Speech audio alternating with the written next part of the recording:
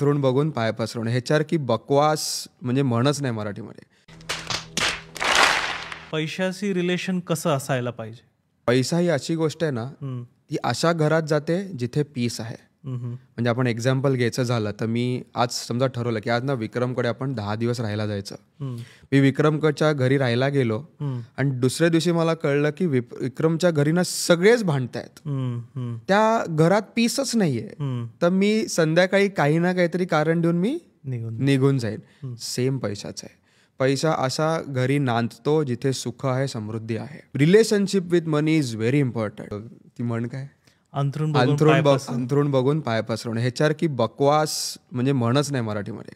तुम्ही माइंडसेटला रिस्ट्रिक्ट करून टाकता ना. मी ज्याला 2017ला इन्व्हेस्ट करायला सुरुवात केली तेव्हा मी असं ठरवलं की 2026ला 1 करोड आपले म्युच्युअल फंड झाले पाहिजे. 2022ला जेव्हा माझं 1 करोडचं टार्गेट झालं तेव्हा मी डिंडोरा पिटला की माझा 1 करोड झाला. मला बाबा म्हणले, वेड आहेस का तू असं सांगतोस, कोणी किडनॅप केलं तर तुला.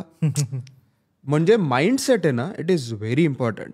पण त्या डिंडोरा पिटल्यामुळे माझे 100% मित्र त्यांच्या ॲपेटाईटनुसार इन्व्हेस्टमेंट करायला लागले आणि 50 लाखाच्या वर सगळ्यांचे पोर्टफोलिओ झाले. Mindset plays a very important role.